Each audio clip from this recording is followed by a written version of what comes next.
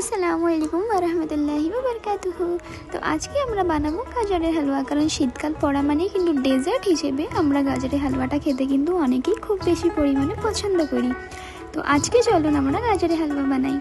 তো এখানে আমরা কিছু গাজরের খোসা ছাড়িয়ে তাকে আমরা খুব ভালোভাবে এরকম করে গ্রেট করে নেব এক এক করে।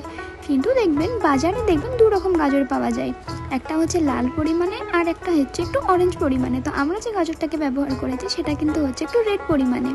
গাজরের হালুয়াটা কিন্তু খুব কম সময়ের মধ্যে খুব তাড়াতাড়ি রেডি হয়ে যায় আর খুব খেতে সুন্দরও হয়। তো এখানে আমরা গাজরগুলোকে খুব ভালোভাবে এখানে কিন্তু আমরা গ্রেট করে নিয়েছি। এখানে আমরা 1 কিলো গাজরের পরিমাণ হিসেবে আমরা এখানে গ্রেট করেছি। তার বাদে এখানে আমরা একটা কড়াইয়ের মধ্যে ঘি দিয়েছি। এবার ঘিটাকে আমরা খুব ভালোভাবে একটু গরম করে নেব।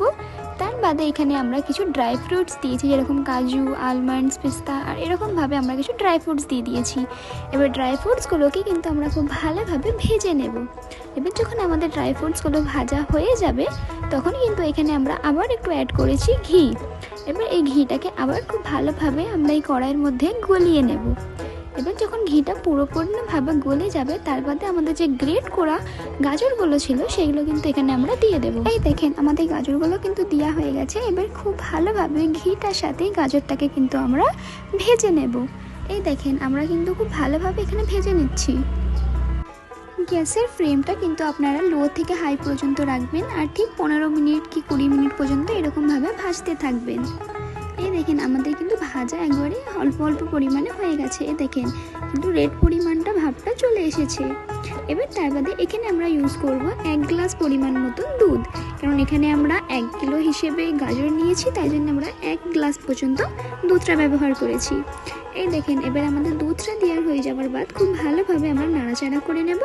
তার বাদে কিন্তু এখানে অ্যাড করেছি আমরা একটু পরিমাণে চিনি। আপনাদের স্বাদ অনুসারে আপনারা যে হিসেবে খান আপনারা ওরকমভাবে অ্যাড করতে পারেন। তার বাদে কিন্তু খুব ভালোভাবে আমরা এখানে নাড়াচাড়া করে নেব। তার বাদে এখানে আমরা ঢাকা দিয়ে কিছুক্ষণ পর্যন্ত রেখে দেব, 5 মিনিট মতন ঢাকা দিয়ে রেখে দেব। তার বাদে এই দেখেন কিন্তু আমাদের দুধটা খুব ভালোভাবে ফুটে উঠেছে। এবার আমরা এটার সাথে খুব ভালোভাবে নাড়াচাড়া করব।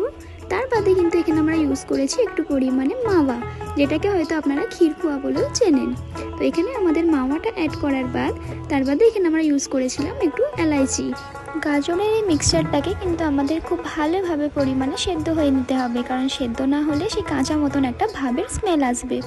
এবার আমাদের খুব ভালোভাবে সেদ্ধ হয়ে যাওয়ার বাদ কিন্তু এখানে আমরা যে ভাজা ড্রাই ফ্রুটসগুলো দিয়েছিলাম সেগুলো কিন্তু এখানে আমরা অ্যাড করে দিয়েছি। সুন্দর রান্নাঘরে যদি আপনারা নতুন থাকেন তাহলে কিন্তু অবশ্যই সাবস্ক্রাইব করে দিন। তার বাদে আমাদের দেখেন এখানে কিন্তু আধ মতন হয়েই এসেছে। এবার যতক্ষণ দেখবেন আমাদের দুধটা খুব ভালোভাবে টেনে নিয়েছে হালুয়াটা। এই দেখেন আমাদের কিন্তু একেবারে হালুয়াটা কিন্তু রেডি হয়ে গেছে আর দেখতেও দেখুন খুব বেশি টেস্টি লাগছে। এবার আমাদের তার বাদে ওপর থেকে এখানে আমরা আবার একটু ড্রাই ফ্রুটস ছড়িয়ে দিয়েছি।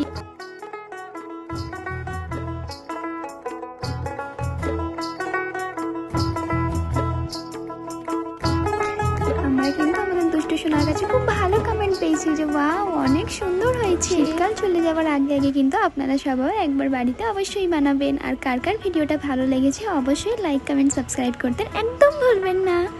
আল্লাহ হাফেজ, থ্যাংক ইউ।